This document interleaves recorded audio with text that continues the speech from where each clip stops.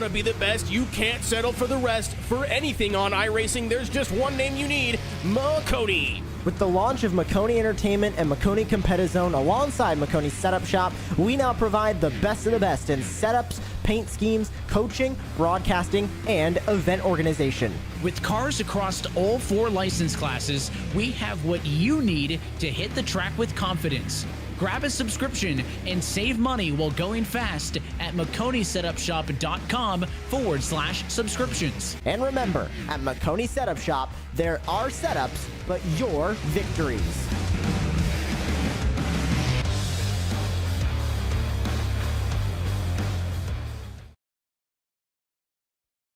Racing isn't easy, but experiencing it is.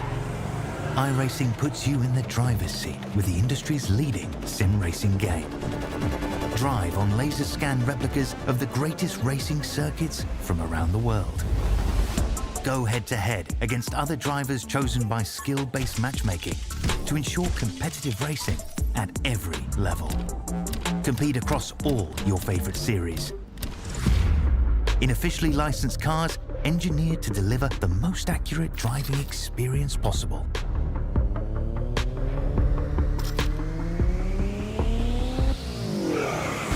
Join a race or host your own with players from across the globe. Race against the computer or in a league with friends. Feel the thrill behind the wheel. Visit iRacing.com.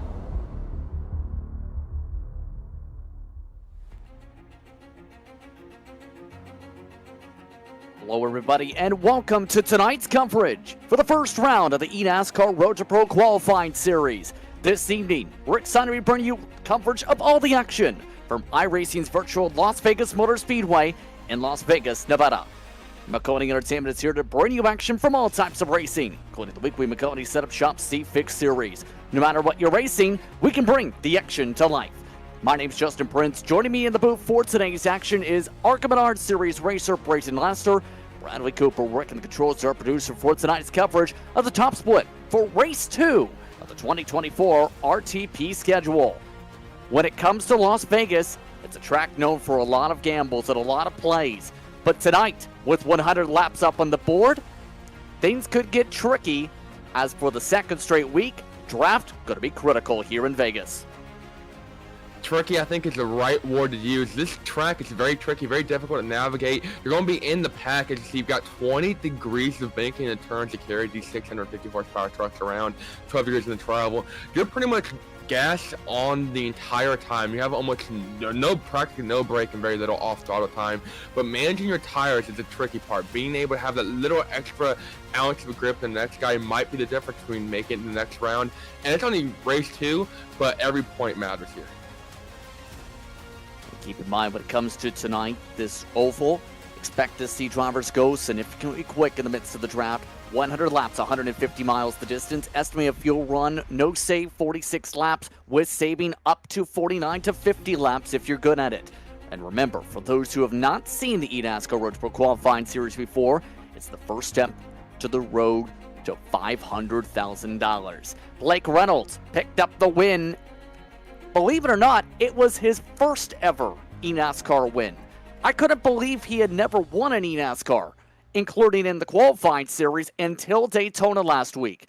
Now, he's the points leader. After originally saying he was going to do it for fun, he's taking it for realsies and is back tonight. Yeah, Daytona definitely pulling a surprise show. We saw that big wreck last week where almost the entire field, all but 3 or 4 trucks were involved.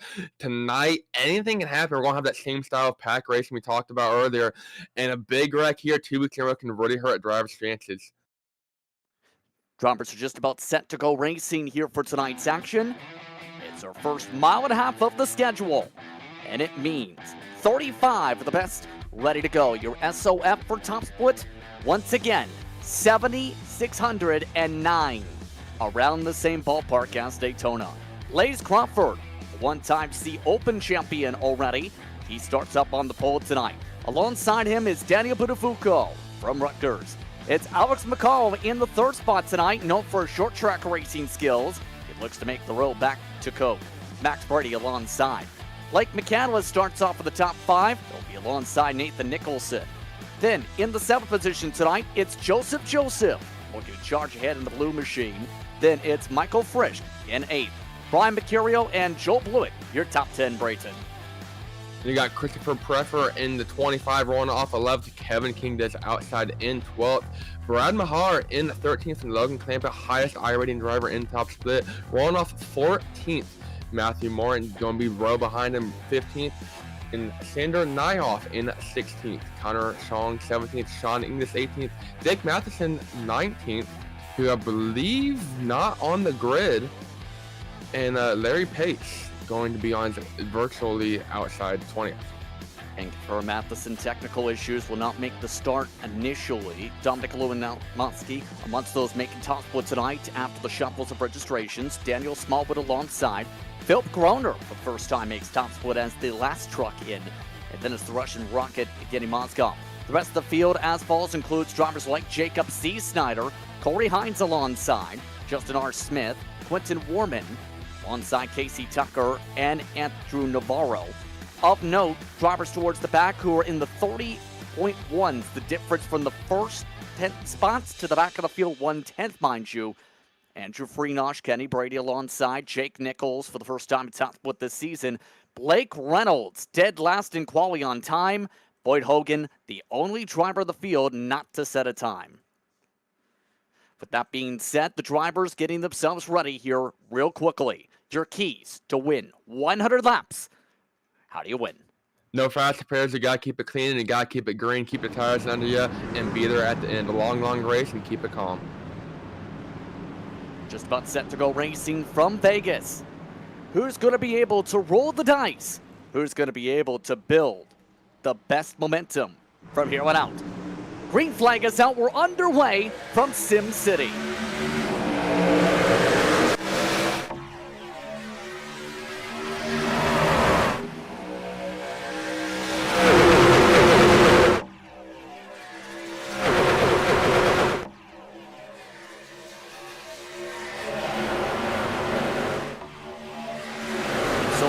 Strong when it comes to the opening. Walker leads them through 3 and 4. Budafuco stays in the top line.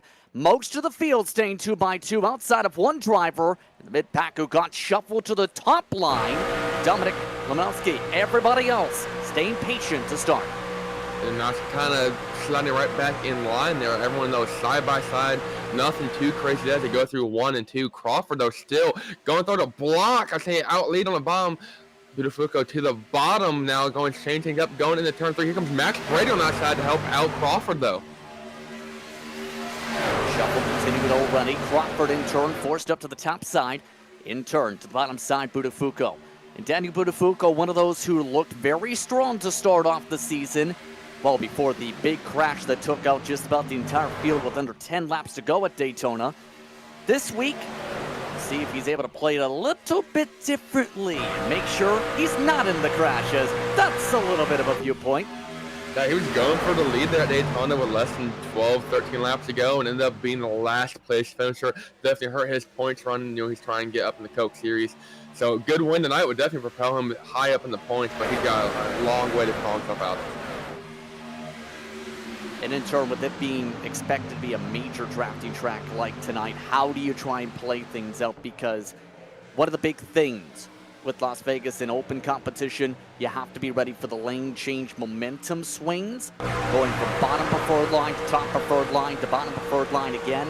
How do you try and adapt to that to make sure you know what lap you need to be there at what time?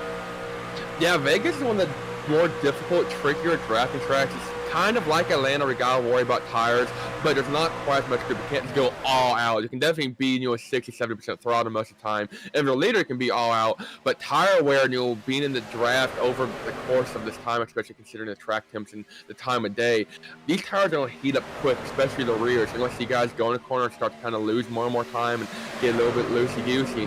Up front, that can cause a lot of trouble, a lot of stack up, but being in the right lane, it's kind of about being, strategic. You can gamble and try to kind of pick a lane, stick with it, but that, I think, is going to be a winning move. It's being able to know which lane to be in, kind of save your tires and make your way up to the field without causing too much turmoil. Take a look from the part of the pack for the time being. You see, this is currently, viewpoint of Michael Frisch, he was amongst those who was in contention as well. One of those with North Force Racing. We see usually them do very strong when it comes to the super speedways. But keep in mind, Michael P. Frisch has also really developed, especially in the past few years, as many will tell you. He can be very good on a mile and a half these days in the truck.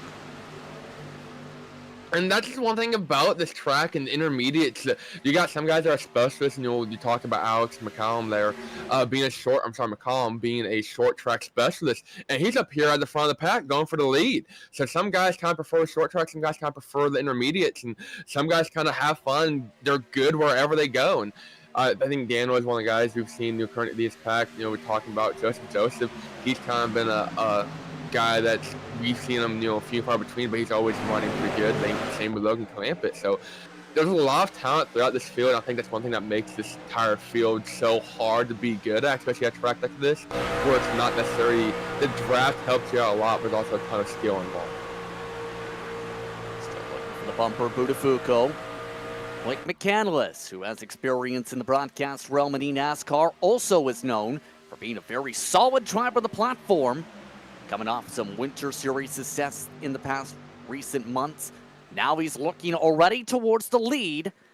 He was also among the drivers in NFR's camp that looked solid last time out. And you could argue this start, despite the craziness last time out, is going near perfect for McCandless to begin a season compared to the season where he went all the way to contender by doing the opposite of the field's doing and still made it. As crazy as that may sound. Yes, I know. Doing something different can make you sure you advance. I know, right? Well, if we're going to do something different, this is a track to do it. We're in the Sin City after all. If we're going to gamble, might as well gamble here. And this track, I feel like it's known for different strategies. Like you talked about, fuel about 46-ish laps. So far, we're still quite a bit ways from there, but these guys have been going absolutely 100% the last 10 laps or so. So these guys are definitely not really worried about saving a whole lot.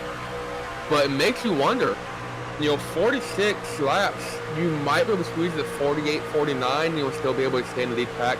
That's not halfway. It's close, but are we going to see guys try to do something different? Reason for the O is we just had some big blocks up front. McCandless did not want to let the run build up from Nathan Nicholson.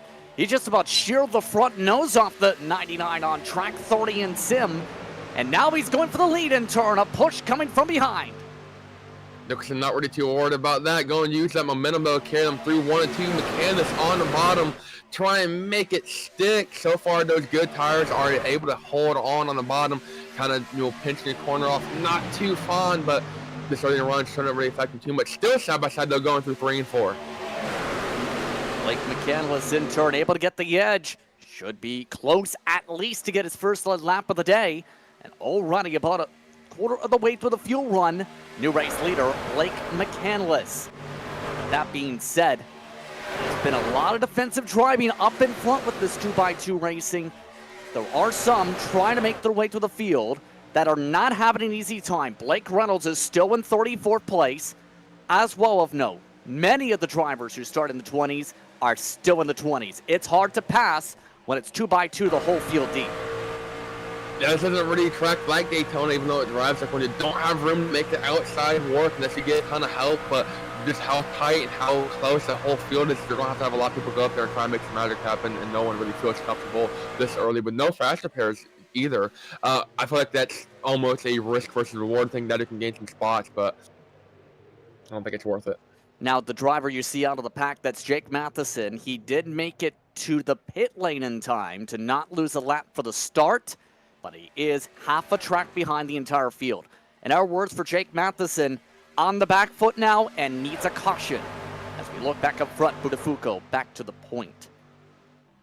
Now, not able to quite control the lines. He still has McCandless on the bottom, but barely. I'd call that at their spoiler almost about a spotter. Finally going to be able to clear him though, going in the 3. Budafuco still letting him control the high side. He's got Alex McCallum behind him, and then also Blaze Crawford. Your pulse there falling back to 5th, 3rd though on the outside. The outside seems a lot more put together, a lot more controlled. McCandless and company are, bumper to bumper, but they don't really have any help behind them. Joseph won't get to the back bumper of the second truck in line. That's Nathan Nicholson, unlike the outside. Worth noting that we do have a few drivers that are finding ways up through the field. It's just they haven't made their way to the Hornets' nest of the pack yet. Biggest mover in the early going is Boyd Hogan, up 5. Andrew Freenotch also up about 5 so far. And that's where there's a lot of drivers trying to get very aggressive towards the back. That's worth noting. Up front, it's currently still the 2x2. Back in the back, it's 3 wide because drivers like Freenotch are saying, I don't want to go backwards, I want to go frontwards. I mean, you got to make it work. Do what you can. Freenotch there. Oh, we got one in the wall. That's Andrew Navarro on Freenotch's outside. It's barely clipped to kind of turn him a little goosey and should be able to keep going. But now these guys are going to start really burning their tires off. And this is not what I wanted to see and do as a driver. Burn my stuff up 3 wide, only 18 laps in this run. Still got 20 plus laps to go in a fuel run. So some guys, not really playing it smart. Justin Smith, they'll bomb 3 wide 2 back here for 27th. Corey Hines making his way up through the middle. Him and Kenny Brady up by the wall. At this rate, a lot of these drivers might be thinking, maybe a caution, get the adjustment in, get the strategy in, try and short field the truck, try and get the adjustment I need to be able to go fast. You have to do that without being the caution, though. That's a critical thing, and the way they're driving in the 20s is pretty wild, as you can tell from the onboards. But also, with the fact that you have drivers try to back up. That blue machine was Navarro with nowhere to go, nearly to the wall again. Already on board, the 31 in sim, 6.6 low on the screen of Justin Smith. See him really working that high side. Kind of one of the few drivers making it work, though. Driving from though, Kenny Brady going to lift. That's going to really hurt Smith into the wall. That was really close to disaster. Smith, though, now going to lose all that time and spot he just made up and get pinched up here by himself. Right now, the difference between first to 34th, 2.4 seconds. The reason to keep an eye on what's going on back here, especially is this is some of the most aggressive racing you'll see at Vegas. When people are desperate for points, especially when you're talking about 8 or 9 races to really get the points in, people will do desperate things like take it offset 3 wide and nearly turn the driver in front. That was near contact Sean English to the back bumper of Joel Blewett. And one thing to talk about, a lot of these guys, with this top split action, they have real life spotters instead of the iRacing spotter. Justice Spitzer just on board, got picked up on the wall. 2020 Coke Series Championship, Nick Ottinger in his year. So a lot of these guys have talented and, well-respected drivers and kind of able to coach them through. And sure, if anyone knows how to get through this field, it's Nick. Yeah, and that's going to be very critical. That helped throughout this entire season in terms of getting the data right, in terms of being able to talk things through, but also just having drivers, especially most drivers, mind you, have a crew chief that can help keep you calm in this kind of a situation, because you're talking about with Atlanta as well in the mix, 3 draft tracks in the first 3 races, and with there being usually the 1 drop, you can't afford a bad race in all 3. No, not at all. And you don't really have anything special. They're a road course specialist, so they're kind of out of luck. We don't have any turn righty action here in the first round. In the second round, you got Watkins Glen, but you got to make it that second round first. So there's a lot of unpredictability, and you can't really rely on good runs out those drafting tracks to try to carry you through this to the second round. You got to have good runs. And we go to Dover, which is kind of a wild card. Darlington's definitely a skill track. A lot of guys want to show up there. Same with Charlotte. So you got a good balance in drafting tracks where anyone can have a good run, but. Oh my goodness, it's 4 wide into turn 1. It was to the point where Sander Nyhoff had to tell his competitors, we're 4. McCandless, he's not even backing down. Contact to the inside. A dooring off the door of that Nexus Esports machine. That 99, Nathan Nicholson, not wanting to back up as they go back to 3. The mechanics have been fading faster after losing the inside, kind of with a battle for the lead. They're still 3 wide, though, through travel. Nicholson on the bottom. He's got Sandro Nyhoff to the middle, and that's Joseph up by the wall. Really trying to make that high side work, get some runs, and make some magic happen going around Brad Mahar now. Going kind of work it out, but here comes Eugene Maganov. That's the Russian rocket, is that? that Yes, correct? indeed. He is the top racer on the oval side from Russia on the platform. And right now is trying to play the patience game. Nearly cutoffs in the pack. It's one of the Ryko trucks that nearly got turned around. Navarro nearly making contact to the back end of Quinton Warman. Now some more squeezes. You see Nicholson not giving a lot of space to that outer line. As there's the door slam to try and get to the inside. Some help with the teammates for the front row partnership. Now, a lot of guys making their way up through the field now. Kenny Brady up about 15, 16 spots. Eugene Moscanoff, we were just talking about there, up almost 10. A lot of guys are already making their way into that top 10. Kevin King up 6, started 12th. Logan Clampa up 7 inside the top 10 now. A lot of guys really starting to make their way to the lead. I think it's just being on the outside line. We talked about being able to pick and choose the right lane. McCandless was going for the lead, and that inside just fell apart. And now he's on the outside of the top 10, barely in the top 10, but it was mid 15s there for a while. So it's kind of pick and choose the wrong lane, and now the outside was able to form together. And now we're single lane racing up towards about the top 7. Now this is about the time where drivers expect, usually in open competition, to be where if you got a great setup, this is where it shows. Tire wear around lap 20 to 25, starts single file it out, goes back to the line-to-line preference talk, but also if your truck is not able to limit fall off, this is where you fall off. After all, 1 second of fall off for the field in the first 28 laps. If you're 1.2, 1.3 on the fall off, you are in trouble. Yeah, especially if this thing goes green all the way through. So far, 29 uninterrupted laps. Knocking on wood, no broadcaster's curse here. Daniel Botafogo seems to be leading the way. He's got Blaze Crawford, though, trying to kind of, suck up, get some magic going. Maybe form a second line, but I think these guys are kind of content with being single file. I mean, they're single file all the way to the top, through the top 10. You got to go back to Blake and Joseph battling for 10th right now on the first 2 wide action. Joseph getting tight off the corner there, almost washed up. That got a little bit too dicey for a moment. As he just told his driver on the attempt to make the pass to the outside, it was worth the try to make the pass on Pfeffer. Guess what? He did not make the pass work, and Kenny Brady is saying, I'm going to go side by side instead with you. That Kenny Brady saw that move that Joseph tried to make, saw it didn't work for him, so Kenny Brady going to try the same move. Joseph actually kind of lifting, though, letting him make it stick.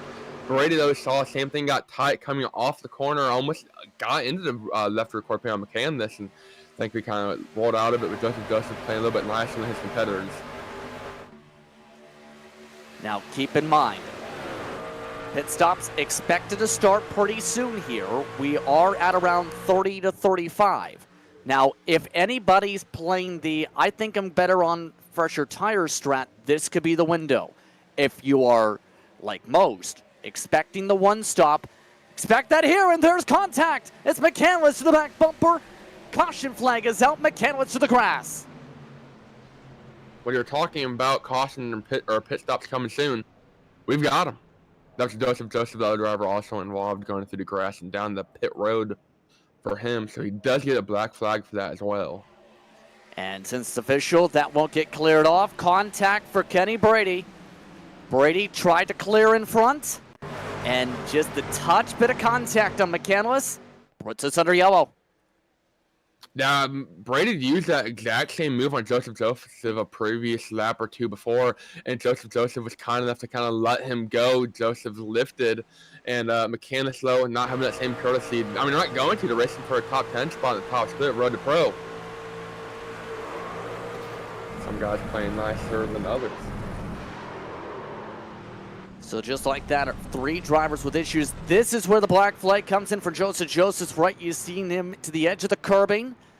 He's also got right front damage from the contact. He's going to be in big trouble the rest of the way. Pit stops for the first time, and now it gets really intriguing from here. Botafogo leads them in.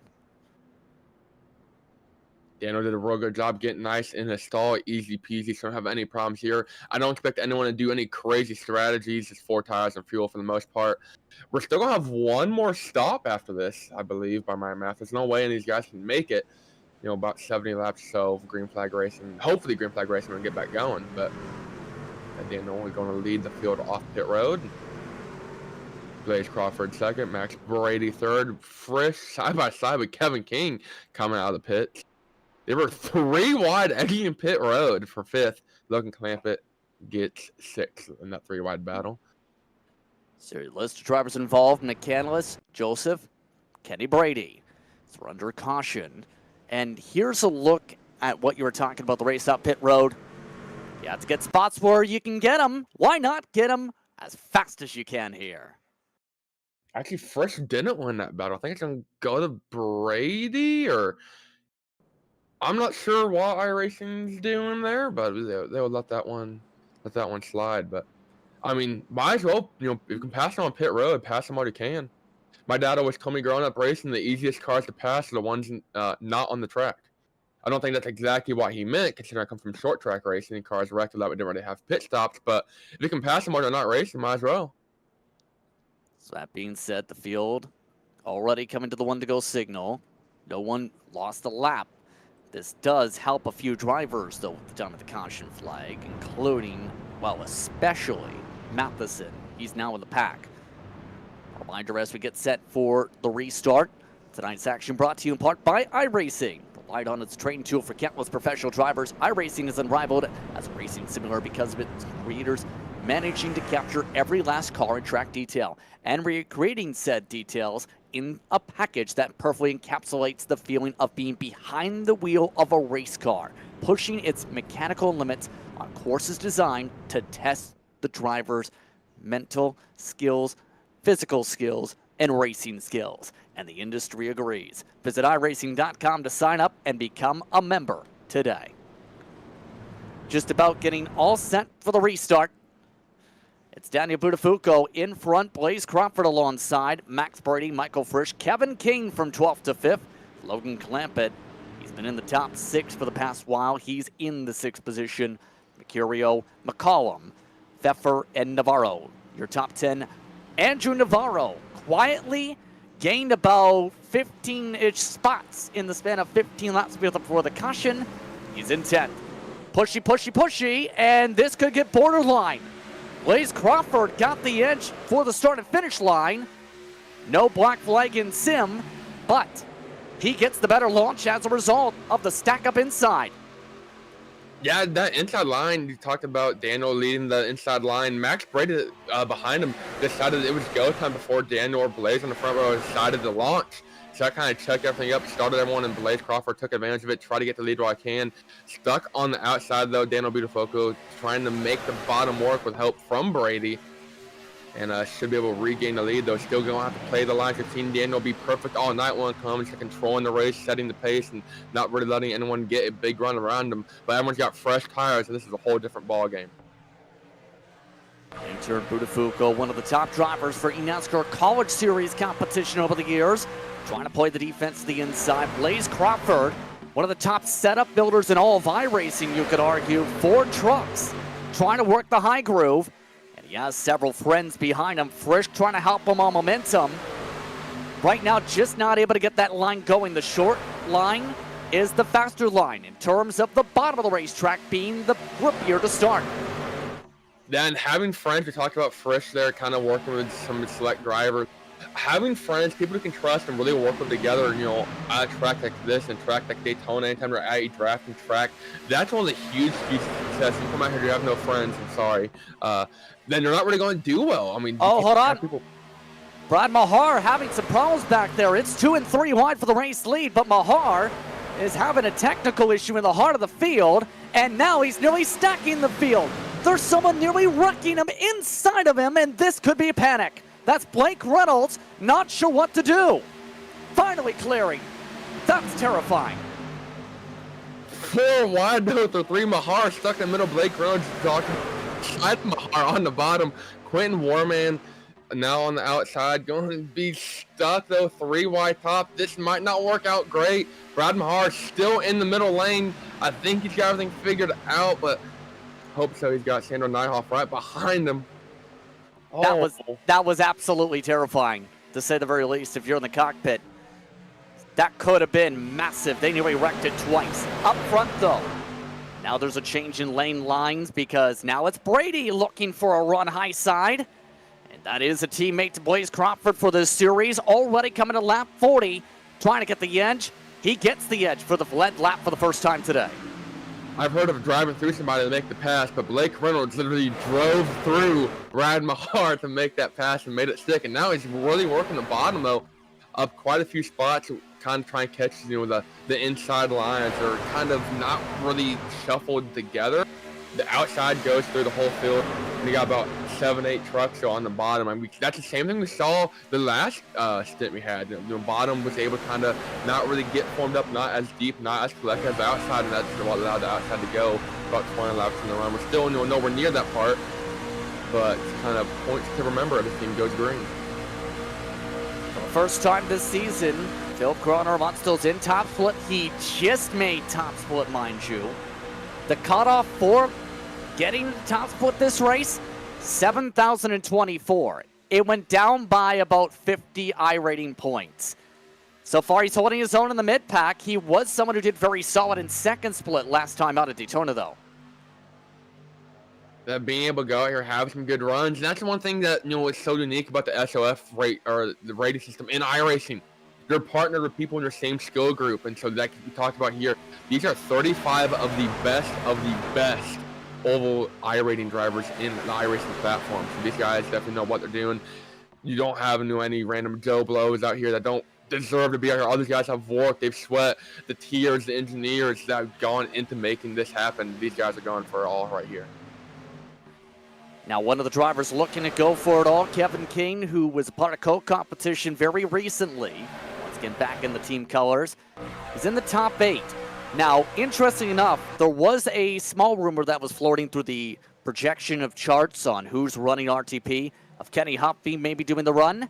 He didn't make the run, Humpy did. You know what Humpy did do?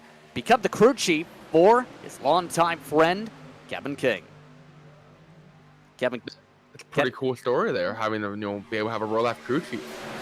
But even more so, Humpy is a former Coke champion.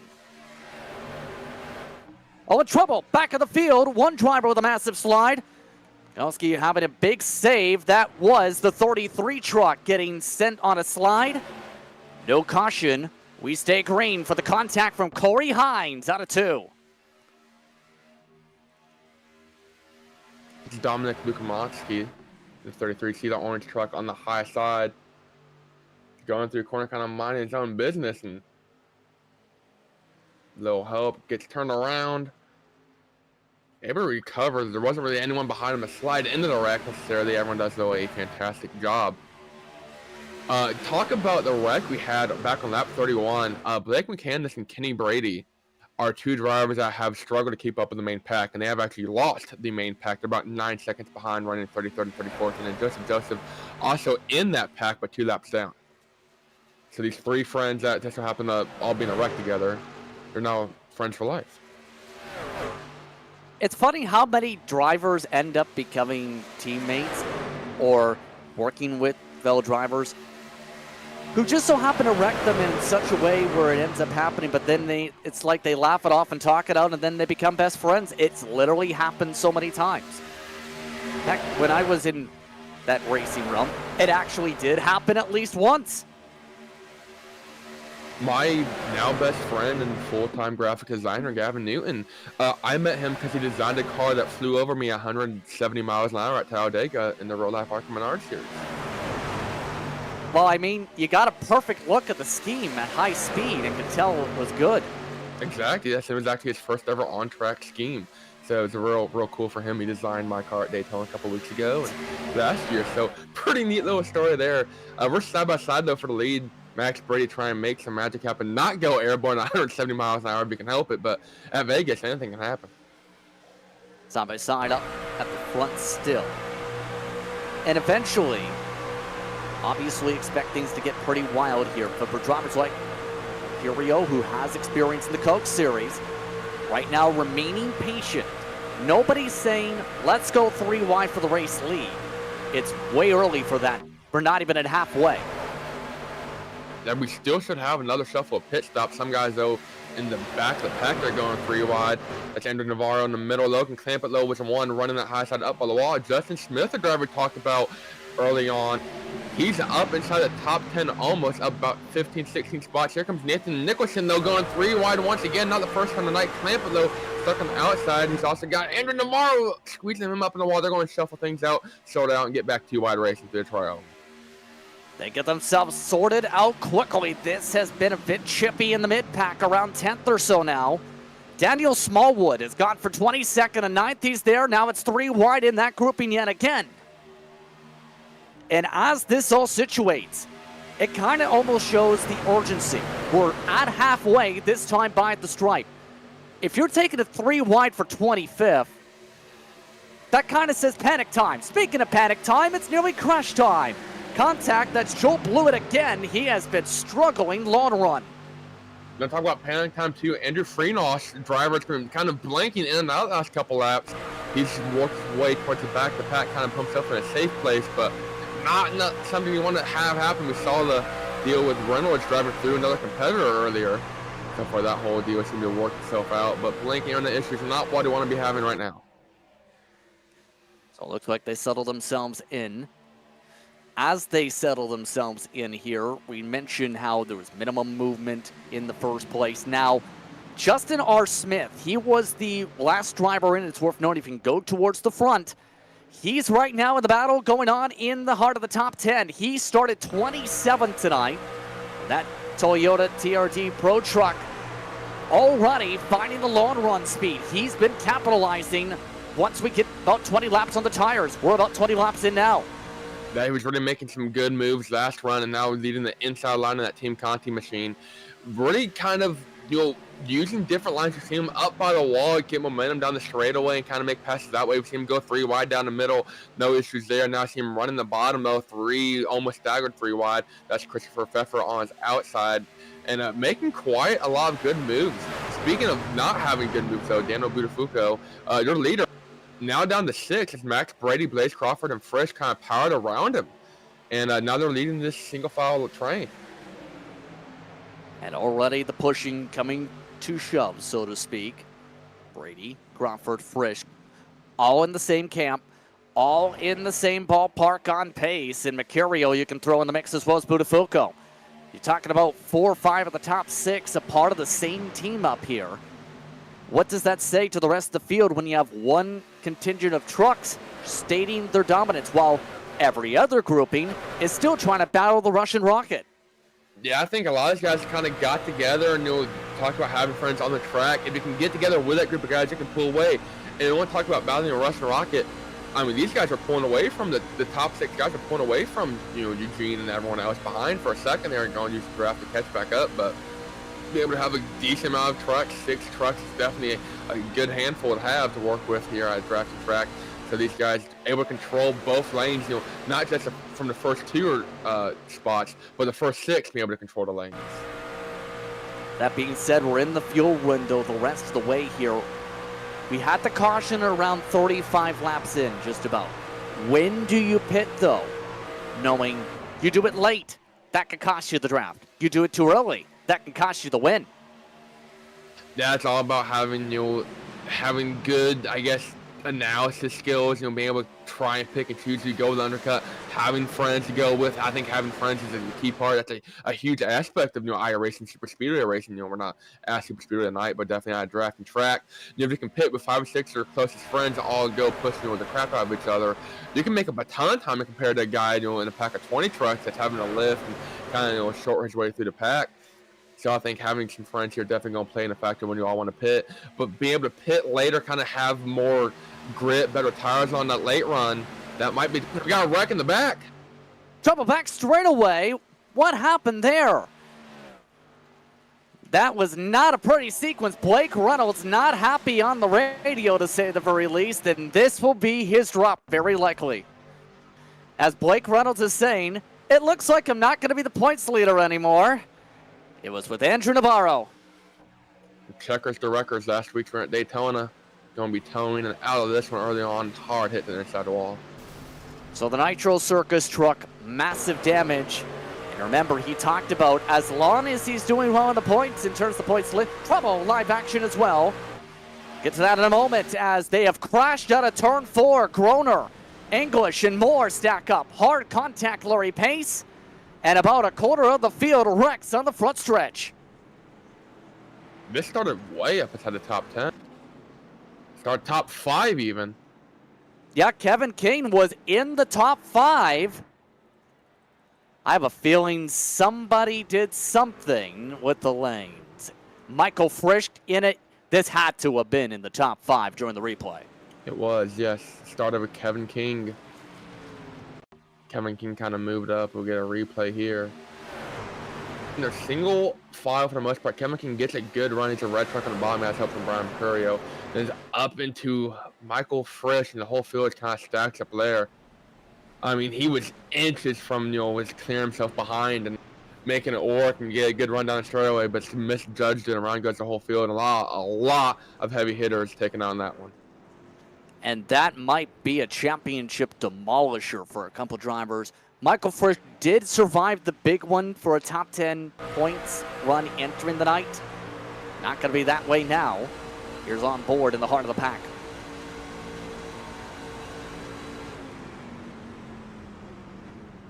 You're talking 10, 11, 12 trucks of damage, at least of some kind there.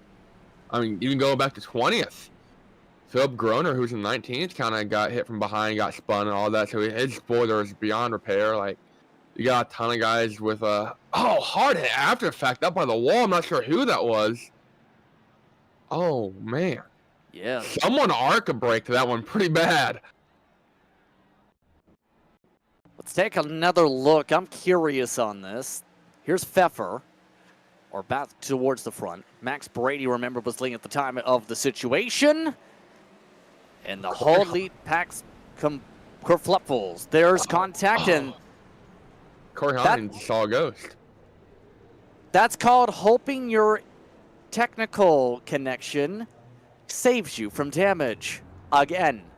I'm sure Frisch probably a little too close for comfort there. Saw Corey Hines already drive through him. It's going to be an awesome advance here. See the initial spin there. That's with King. Frisch goes around, gets up by the wall, and riding on board. Here comes Hines. So there's a second hit, and then Hines is right through him like a ghost. I was kind of scared. I'm not going to lie to all. All I'll say is he is not one of the drivers on the got damage list. That being said, Max Brady is now your leader over Crawford, Jenny Mozganov, along with Pfeffer, Clamp at the top 5. We're under caution. A good portion of the field involved in the big one at Vegas. You're watching iRacing Maconi Entertainment coverage of eNASCAR qualifying coverage. RTP continues after this.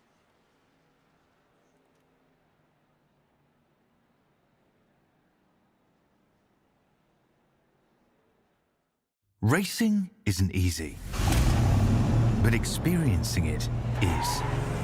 iRacing puts you in the driver's seat with the industry's leading sim racing game. Drive on laser scan replicas of the greatest racing circuits from around the world. Go head-to-head against other drivers chosen by skill-based matchmaking to ensure competitive racing at every level. Compete across all your favorite series. In officially licensed cars, engineered to deliver the most accurate driving experience possible.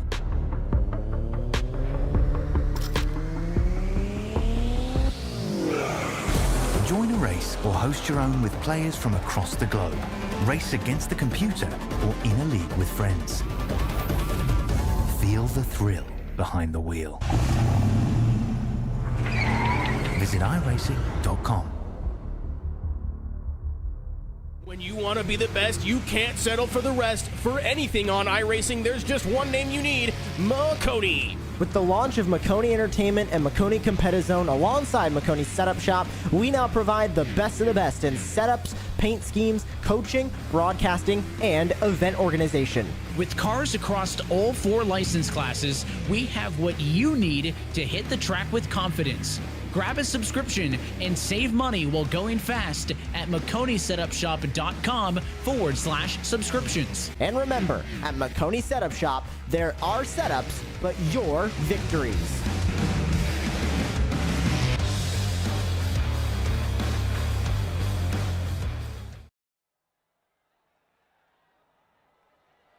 Welcome back to coverage of Road to Pro here on iRacing social media platforms as well as on Maconi Entertainment.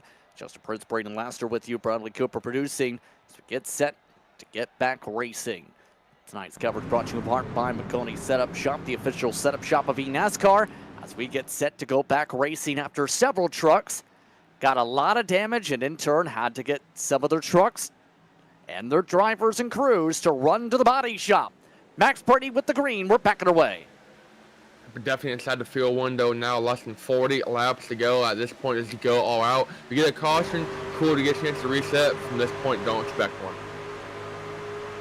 And already the pushing is on. This time, it's Eugene Muskanov, should say, trying to make a push. Brady with a hard bump, and here comes Logan Clampett for the middle. Nearly had some contact. That Clampett, I think, has been one of the drivers that's not scared to take it 3 wide and definitely thought of it. Putting Blaze Crawford to the outside. Now they're looking on the outside of the Russian Rocket, trying to make some magic happen. Can't quite get there. No side action for him. Still going to be Eugene Muskanov and Max Brady in their front two. And the Ryko truck looking for any place to poke, but here comes Clampett.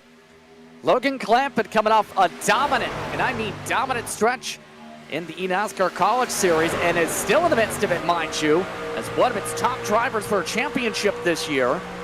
He said earlier, remember at Daytona, now that he's got the time, he looks to return to the Coke Series potentially. He laid out the groundwork 2 years ago. Now he's in the shuffle again for the lead, all while the Russian Rocket rockets his way to the point.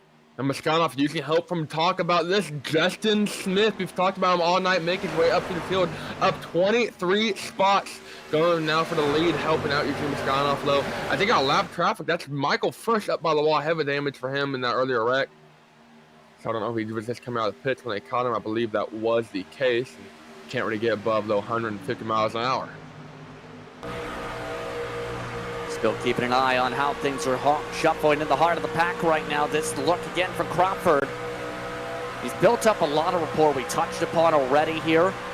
And when it comes to the speed in these trucks, it takes a lot of dedication. He's amongst those who really honed in his craft around 2021 especially, and has since become a very reliable product in terms of building trucks, but also in terms of driving them now too. Being able to have that skills and being able to do what you need to do to compete in such a tight field like this. 7,600 strength field, one of the highest I'm sure we see it. We got 3 wide though. That's Eugene Muskanov on the bottom. Justin Smith, no hesitation at all. Sees a hole and goes for it. He's 3 wide middle. And then they got Blaze Crawford on the outside though. It's going to be Logan Clampett and Max Brady single file for the lead, and they're 3 wide trying to sort it out behind them. Look who's in the conversation though. Here comes the run. This time it's Daniel Smallwood. And Smallwood has quietly gone up nearly 20 spots. He was as far back as 30th in the early going. And now one of the legacy trucks getting its best run yet as Clampett takes the point. Smallwood looks to take a chance to be able to get to the point. Smallwood going to hop right in line with Max Brady. Give him a push, give him a shove down straight. Look at the momentum they're able to build. Now the block, a little too late, but almost put himself in the wall. Clampett now going to be left out the drive, 3 wide middle. That's Justin Smith to the bottom. Clampett was real late on that block, and they're going to be staggered 3, almost 4 wide for lead coming off of 2. Have to take the smart play. It stays 3 wide now for second. Near contact for Clampett as he slams the door right at the nose of Smallwood. And now, 2 technical alliance mates working together up front. Smith able to clear by the pack. That at least settles that down, but it's not settled out for drivers like Brady. This is not good if you're Brady and Crawford on the top. Now Muskanov still trying to make the bottom line work, but he's losing a lot of time in the lost spots. Just now getting help. That's Brad Mahar behind him. But they were still staggered 2-3 wide here, though, for about 8th or 9th. Corey Hines, we saw him kind of be part of that wreck. Drive that should be absolutely destroyed, though, going for a top 10. Nice little rebound and some luck on his side, but he's 3 wide bottom, so might not quite work out for them. But Justin Smith, we've talked about him all night, to the point.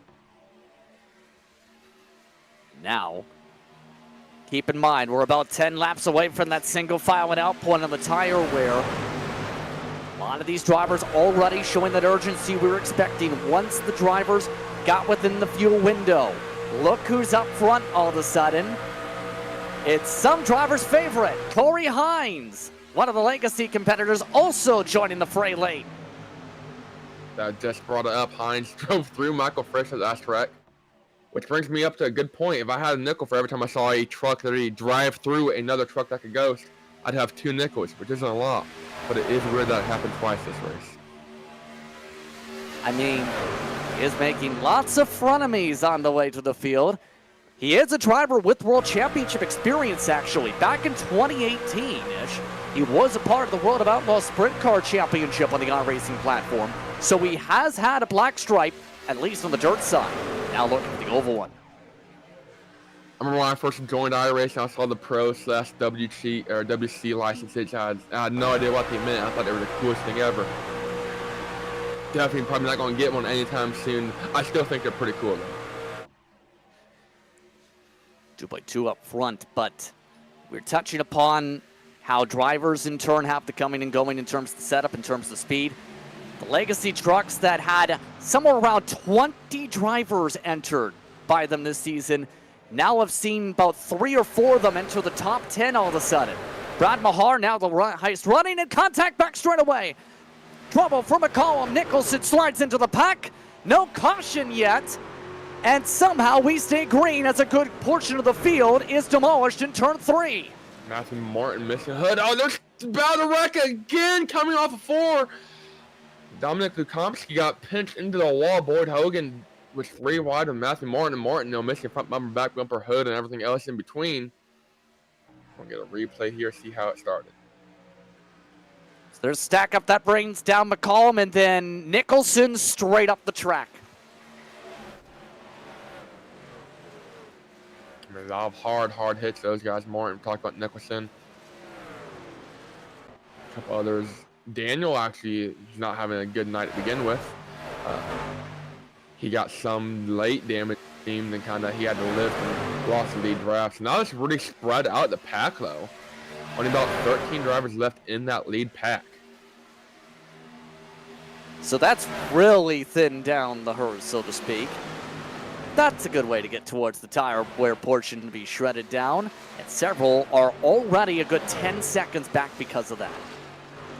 In turn, the lead group has been shuffled down to about 13, as you said. Smith, Clampett, Smallwood, Mozgatov, Navarro, Matheson, Mahar, Hines, Max Brady, Crawford, Pfeffer, Warman, and Snyder. You know the wild thing about part of that statement just mentioned, though?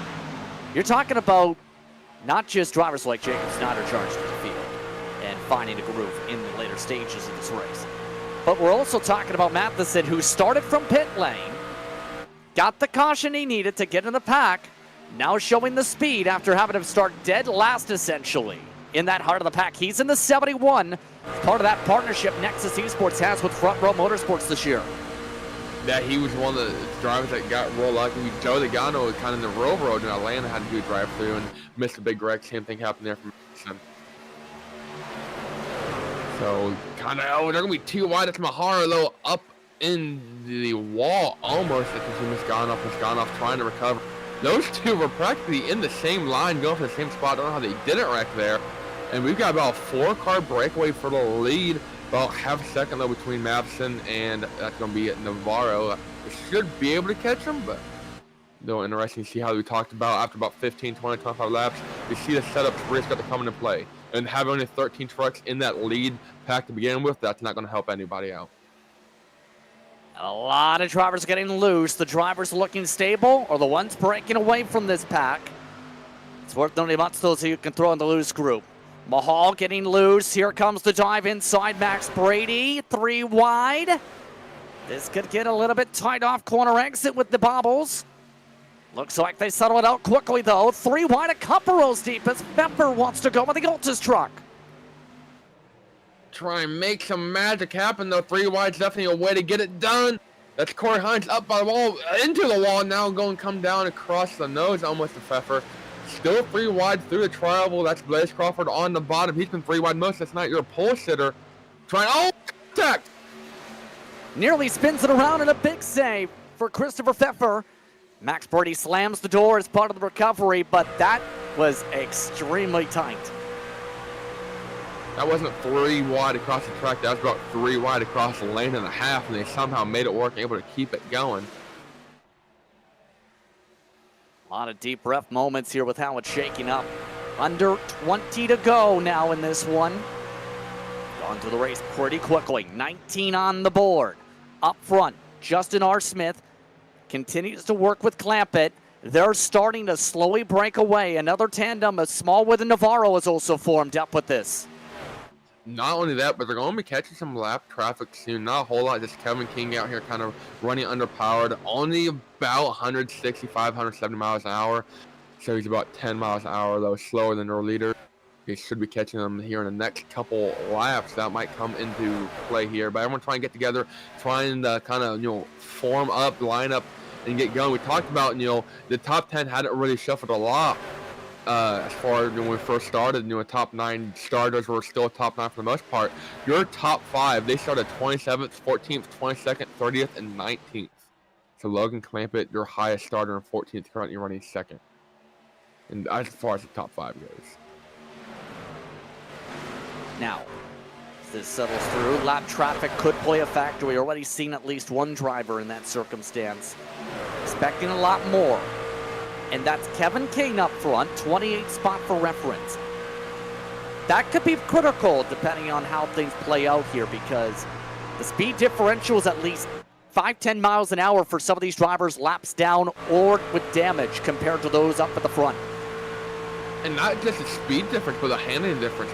Kevin King, though, going to go high and let everyone on by, wave as they're passing. But being able to run the higher line, you can do it. And you have a normal truck, or at least a not damaged truck, but you might go in there at speed, not expecting, kind of lose control and cause a wreck. We've seen it happen before. Everyone, though, is still trying to navigate around Kevin King. So far, so good. Brad Mahar to the bottom. King still running up by top. The Russian rocket you can throw into the mix of looking for the strong points run. Things are starting to fade a little bit. Of course, there's still a lot of racing to go. And obviously, Daytona being the craziness of most of the field crashing really shook a lot of drivers up and possibly put them in the drop situation.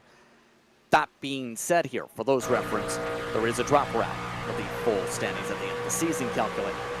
That being said, Brayton, for a lot of the drivers who did not survive a lot of that, like Clampett, like Justin R. Smith, like you throw Smallwood into the mix, you throw drivers like Max Brady, you throw a couple of the others in, it's been a good recovery from a bad start to the year. Matt Smith, talking about your leader, he finished 30th. I'm not sorry, not 30th. He finished 23rd at Daytona, and then I'm sorry, that was Clampett that finished 23rd, and then Justin Smith finished 29th. So these guys finished outside the top 20 at Daytona, currently 1-2 here, looking for a good, nice little rebound. And that's kind of what we gotta need. Have one bad week, kind of shrug it off, put it past you, and then go and do 7 really, really good races. And you have some wiggle room with that drop week, but you don't want that 23rd, 27th place finish to be your drop week. I mean, you can, if you have to, but just be able to kind of put together some really good, solid results here for these guys. Third on back starting to get a little bit impatient. The chatter on the radio was simple. Some droppers getting tight, some are loose. Are you loose? Are you tight? I can't figure it out if you're loose or tight. Navarro's loose. Smallwood is inconclusive. There's the side draft. He wants to go. Talk about being loose or tight for a battle for 10th.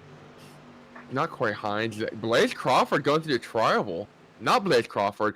Quentin Warman, I apologize there. Got real loose coming off of 4 and about came up, it looked like, into Max Brady. This went down 2 or 3 lanes. They kind of get it recovered, but that's a driver that's really struggling there. You're inside, that 10-ish lap to go, almost window coming, next time by. It's go time. You've been saving anything to take it. You've been, tire saving at all. Now's the time to start to go 110%. You have that little edge, that little bit of advantage you have. Now's the time to exhaust that. Green light is go, as some may say. Coming to 10 laps to go. About 15 miles to decide it when we get to the flag stand. Justin R. Smith and Logan Clampett stay 1-2. Andrew Navarro, one of the rising stars When it comes to setup building and when it comes to racing, he is looking to try and break up the party of the Conti trucks 1 and 2. Navarro getting a little bit pushy, trying to keep the pressure up. Now, these three really going at it, going to allow him to pull away a little bit from Matheson. Then you got Brad Mahar kind of running behind him as well. And then you got Daniel Smallwood, Eugene Moscon, the Russian Rocket, Blaze Crawford. And that's about it as far as the lead pack goes. 8 drivers all within a second. They're going to have to go about over half a second back to find Max Brady and Warman. You got about 8 truck breakers. You see it there on their screen, 5 or 6 in that second pack. And after that, everyone's a lost cause unless we get a caution. Next lap truck is Nicholson, by the way, in terms of the queue. All of that's well. Different lanes are coming in. The top line being utilized by some, about 5th on back.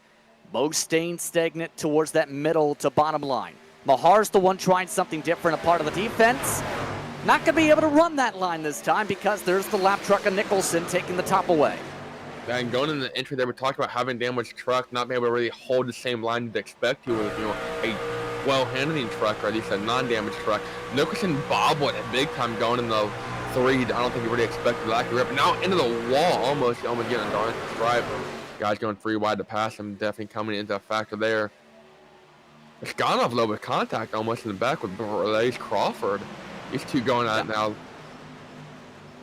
Yeah, communication, giving Key Nicholson up in that wall you see in the backdrop, but up front, still no change up at the point yet. Justin R. Smith trying to play a bit of the lanes. Navarro looking to set things up. And this gets to the viewpoint. Same for Matheson. If you go too early, you show your hand, as they say here in Vegas, you need to know when to hold them or fold them.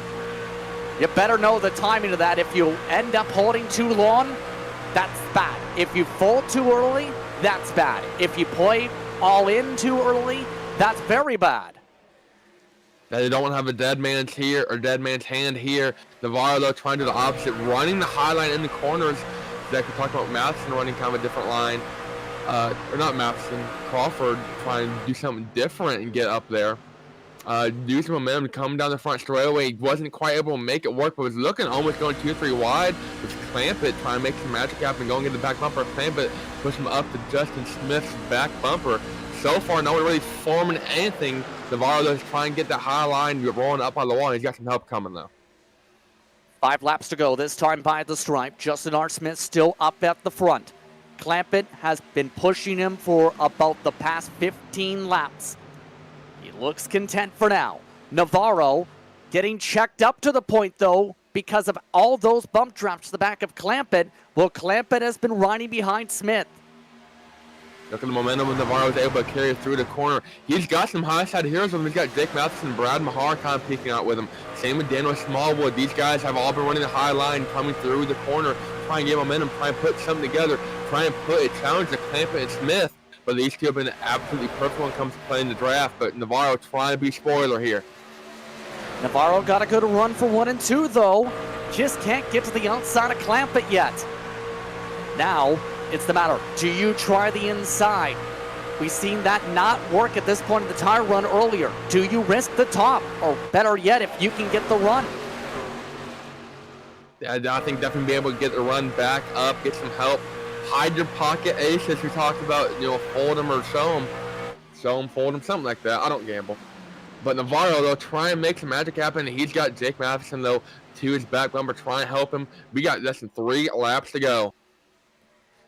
Down the Nellis straightaway once again, past the Air Force Base. Navarro does not want to go to the inside. It's been made clear. And you can almost feel that tension of, do I make the pass and risk it for the win, or do I keep the points? With the way some of this is playing with 2 to go. Let's find out which drivers are putting the chips on the table. Navarro waiting for the moment.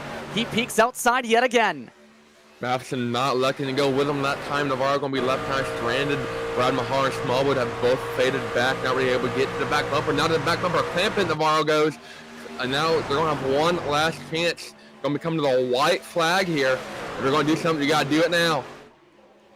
Somebody is doing something here right now. That to the inside of Matheson's Mahar. White flag coming up. White flag in the air. Final time around now from Vegas. Brought to you by Maconi Entertainment. Here comes Navarro. He looks to the inside. Looks for the side draft. Smith tries to keep it topside. Clampett tries to work with Smith. Navarro needs one more dive to have a chance. Smith slams the door. He blocks the inside. Clampett pinches from the outside for second. Checker flags in the air. Welcome to Top Split Victory Lane. Justin R. Smith is a winner in Top Split Road to Pro action.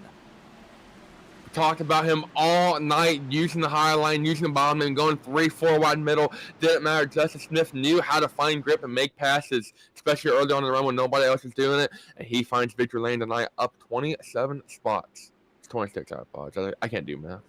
He was as far back as around 30th, around the quarterway mark. Very quickly rose up to the occasion of getting to the front when it matters most. Justin R. Smith's first win in Top Split action, and with Clampett holding on to second, a 1-2. As some may say, Clampett the mentor, Justin R. Smith the student. The student learns for the master in Vegas. It's double burnout time. Clampett, we were talking about, being able to use and control that line. Got a little side action going from Navarro, but was able to kind of defend Justin Smith's run. I think that's what allowed him to kind of seal the deal and let Smith go on to win this race. Clampett raced Navarro pretty strong for that second spot and really never allowed Navarro to make a run forward or form. Celebration continuing here at Las Vegas Motor Speedway. And as Justin R. Smith and Logan Clampett celebrate a 1-2 finish for their organization, take a very quick step aside when we come back. Post-race coverage. You're watching iRacing and Maconi Entertainment's coverage of Road to Pro, eNASCAR's qualifying iRacing ladder here on iRacing.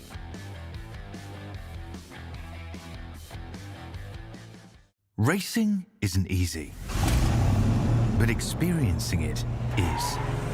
iRacing puts you in the driver's seat with the industry's leading sim racing game. Drive on laser scan replicas of the greatest racing circuits from around the world. Go head-to-head against other drivers chosen by skill-based matchmaking to ensure competitive racing at every level. Compete across all your favorite series. In officially licensed cars, engineered to deliver the most accurate driving experience possible.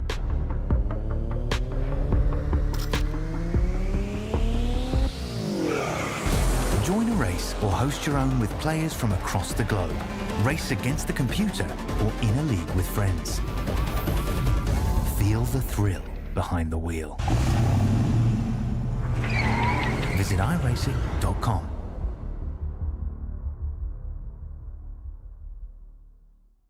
When you want to be the best, you can't settle for the rest. For anything on iRacing, there's just one name you need, Maconi. With the launch of Maconi Entertainment and Maconi Competizone alongside Maconi Setup Shop, we now provide the best of the best in setups, paint schemes, coaching, broadcasting, and event organization. With cars across all 4 license classes, we have what you need to hit the track with confidence. Grab a subscription and save money while going fast at MaconiSetupShop.com/subscriptions. And remember, at Maconi Setup Shop, there are setups, but your victories.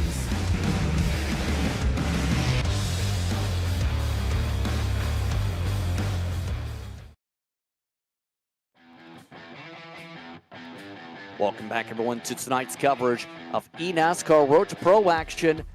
What a night for the eNASCAR Road to Pro qualifying series from iRacing's virtual Las Vegas Motor Speedway on iRacing and Maconi Entertainment. Let's take a look at your race results in the next moment or so as we get the chance to talk with your top runners, all of the top 3 competitors standing by. Speaking of that top 3, Justin R. Smith, for the first time, makes it the top split victory lane. He picks up the win by under a tenth over one of his team mentors, Logan Clampett. Andrew Navarro comes away inside the top 3. Then it's Jake Matheson, along with Brad Mahar in the top 5. Daniel Smallwood able to get to 6th spot at the checker flag. Russian Rocket finished 7th, right in front of a fellow teammate from Ryko and Quinton Warman. Blades Crawford and his teammate Max Brady inside the top 10. Having teammates is fun. Just about everybody up front got at least one teammate except for Navarro inside the top 5 and 10.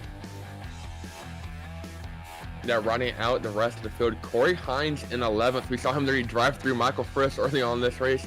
It's a pretty good rebound for him. What should have been disaster. Jacob Snyder 12th. Christopher Pfeffer in 13th. Brian Mercurio in 14th. Joel Blewett in 15th. Sandra Nyhoff in 16th. Jake Nichols about half the starting spot in 17th. Connor Song in 18th. Andrew Fresnos in 19th, and then Dominic Vikomsky in 20th, running out your top 20. And we saw Dominic in quite a bit of trouble, kind of, 3 wide up in the wall in that orange 33 truck. Also of note towards the back of the field today, Casey Tucker, Boyd Hogan not able to get to the front. Danny Buttafuoco, he ended up coming into pit lane and having an issue where he jumped out of the sim during pit stops, had to get back on the truck, got back on the racetrack, and then jumped back out of the truck for another 30-40 seconds. Something happened in Buttafuoco where he needed to get out of the truck in the sim and got back out on pit lane. He lost the spots from that. Larry Pace and Blake McCandless top 25. Philip Groner, Nathan Nicholson, Kevin Kane, along with Joseph and Matthew Morden in the top 30 of Morden was your first DNF. McCollum, English, Frisch, Reynolds, and Kenny Brady were also on the DNF list here tonight. Those drivers, in case of a couple, did not get to the final quarter of tonight's race. So once again, that's looked top to bottom at your race results. As per iRacing official races, those results are locked in. We'll see how the points in turn tally up by the end of the night. Of note, for those curious on how second split is going, one of our broadcast sister partners and FTN has coverage of that second split. Christopher Hill, for reference, is currently leading that. They still have 13 laps to go and just came up to pit stops. But you know who is making it to victory lane now? Justin R. Smith.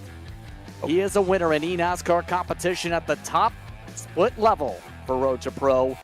Justin, welcome to Top Split Victory Lane. How does it feel to get here? Dude, it's awesome. Especially with the luck I've had in Road to Pro. I was telling Logan this is like only the second top split race I haven't been wrecked out of or involved in something. So, yeah, it feels incredible. It seemed like a tough drive to get through in the first place. At one point, you're in 30th. At that point in the early going, what was going through your mind as you slowly started to pick up spots as the race progressed? Yeah, I mean, I knew we had a good truck. I just kind of wanted to stay on the bottom early there and make up as much as I could and just slide in line when I could. Rex fell our way whenever we had, good track position. Caution would come out, come get new tires, and just do it all over again. And yeah, that last run, got a good run on the inside. Was able to take the lead, and luckily Logan was on my back bumper. I don't know if I could have got there without him. He was pushing me the whole way. So yeah, it was awesome. It was a good comeback. So just to clarify real quickly, Logan did tell you he was going to work with you the whole way, correct? Yeah, he was in another call. I don't know how he did it. Literally in the middle of the call, he came in and started talking to me and was like, "Hey, let's work together." And I was like, "All right, cool." So yeah, he was a big help. Well, congratulations, Justin. Your first top split win, and it comes in a 7,600. A big points haul, nearly 500 points for the win. Yeah, that's gonna be massive. Justin R. Smith gets the job done here tonight. He ends up holding off one of the more experienced drivers in all the Road to Pro ladder this year, Logan Clampett. And he talked about Justin Smith working with Clampett to the very end. He's with Brayton. Now, Logan, Justin credited a lot of his victory to you. Sid literally hopped in a Discord call or his voice chat in the middle of a green flag run. Said we were going to work with him, talk us through about that. Yeah, those 4 screens really came in handy, didn't they? Once we got out in front, I just tried to communicate with Justin the best I could to carry momentum so that these guys wouldn't get by us. And he did a really good job. He didn't mess up at all through the whole last run. So I'm really happy for the result. Team Conti 1-2. That's really excellent, especially on a track like this where it's just full throttle. So we're all really happy with the result, and it's pretty cool for both of us to kind of carry the Team Conti flag in top split. to talk about having friends, having teammates. We go to Atlanta in a couple weeks where we have our third and final drafting track of the round one debacle. How do you feel about that and the importance of having teammates? Yeah, it's gonna be important, man. It's definitely gonna be more intense than this race, so we'll see what happens. I'm not looking forward to it personally. I probably only have about 50 to 100 laps on that new Atlanta, so I'm sure I'll need a little bit of pack practice. But we'll see how it is, and hopefully, this result can kind of just carry me to the top 70. Well, congratulations on your second place run line. Logan Clampett leading on one lap and route to that second place finish. Third spot tonight went to Andrew Navarro, and with Blake Reynolds having the issues he had here, and with Andrew Navarro being next in line in the point standings, very likely, Andrew Navarro, your points leader after tonight. Andrew, talk to us about that final 10, 15 laps where trying to figure out what can you do. What was going through your head as you try to figure out what to do to break up Smith and Clampett? I mean, I thought about everything in the book, to be completely honest. I knew I wanted to do it clean, um, but I also didn't want to back up enough of a run that I would screw Jake out of a spot.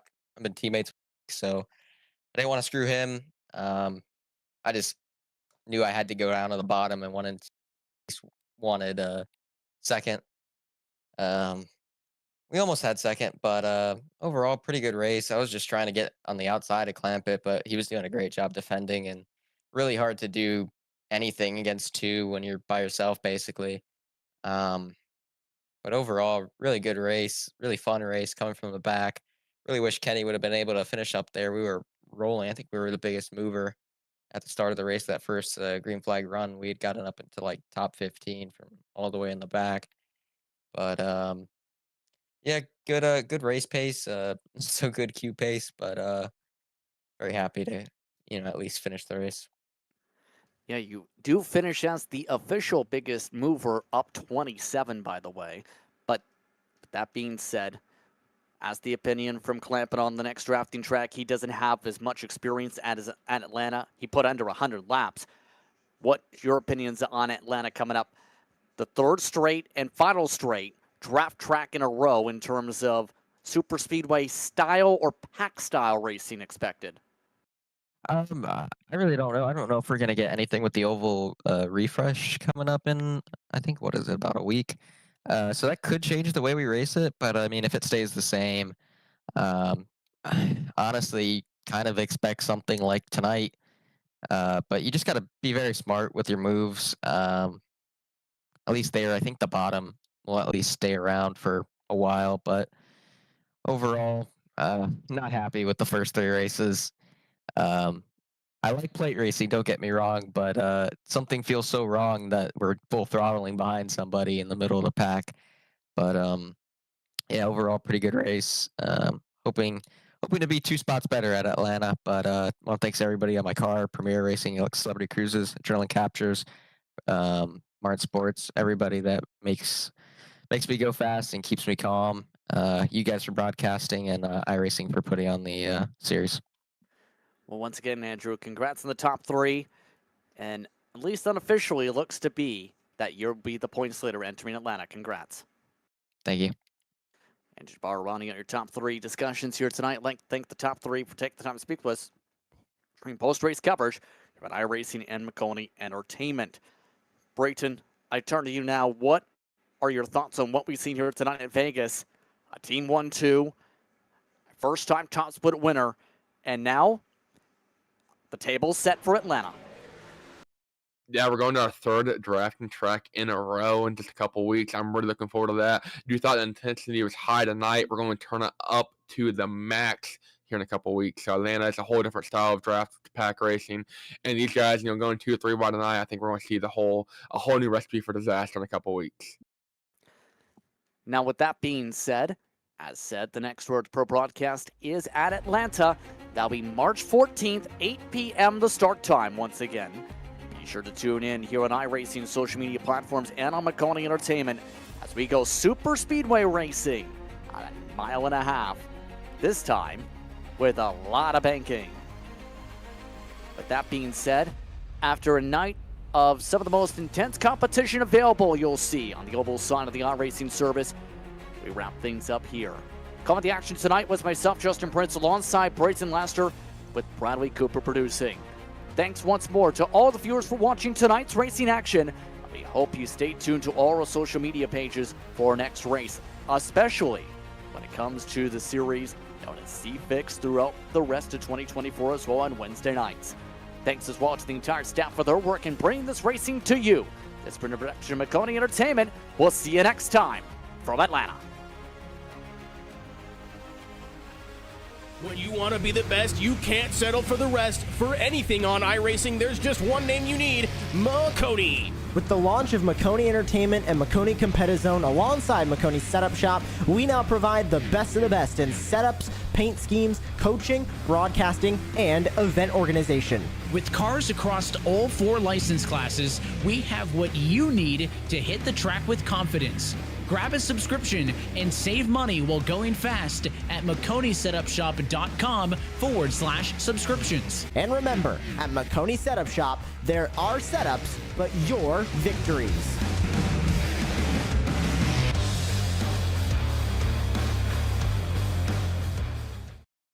Racing isn't easy, but experiencing it is.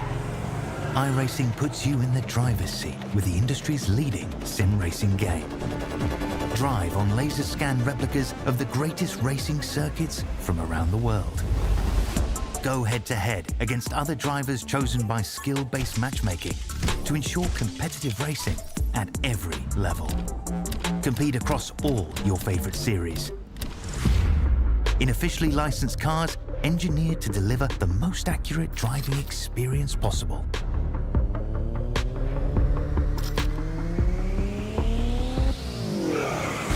Join a race or host your own with players from across the globe. Race against the computer or in a league with friends. Feel the thrill behind the wheel. Visit iRacing.com.